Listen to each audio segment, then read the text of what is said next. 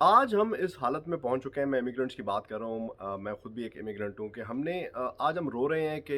जो है इमिग्रेशन पर बड़ी सख्तियाँ हो गई हैं, यूँ हो गया, वो हो गया, हमें निकाला जा रहा है, रखा जा रहा है, उठाया जा रहा है। तो जनाब ये हमारा अपना जो है वो किया धरा है। हमने खुद ही सिस्टम को इतना अब्यूज़ किया कि अगलों को भी पता चल गया कि यार ये क्या जो है वो हरकतें कर रहे हैं, इसकी वजह से मज़ीद सख्तियाँ होती चली गई।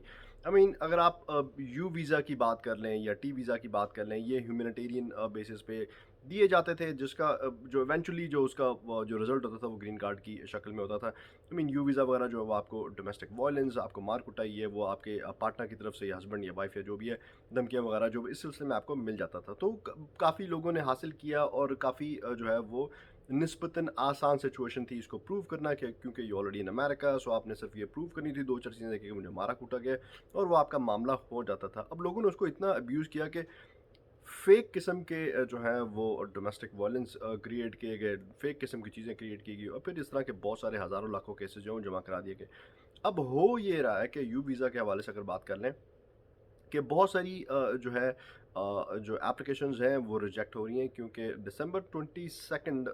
2025 से काफ़ी सारे जो है वो चेंजेस किए गए थे वावा के हवाले से और उसमें जो सबसे बड़ा चेंज ये था कि जो ऑफिसर आपका जो इंटरव्यू ले रहा होगा उसको बहुत खुल्लम खुल्ला और बहुत ब्रॉड जो डिस्कशन दे दी गई थी कि वो बंदा डिसाइड करेगा कि आप सच बोल रहे हैं या नहीं बोल रहे, आप इनफ जो एविडेंस प्रोवाइड कर रहे हैं नहीं कर रहे। सो ऑफिसर की जो है वो मुकम्मल जवाबदीद उसको दे दी गई थी कि भाई आपने डिसाइड करना है। उसके अलावा जो बर्डन ऑफ प्रूफ है वो आप पे डाल दिया गया था कि आपने ज़्यादा से ज़्यादा जो है वो प्रूफ्स इकट्ठे करने हैं, माइन्यूट सी जो चीज़ें हैं वो भी आपको प्रोवाइड करनी पड़ेंगी, छोटी-छोटी डिटेल्स वो लानी पड़ेंगी। और उसके अलावा जो आपकी प्रूफ ऑफ रेजिडेंसी है कि आप अपने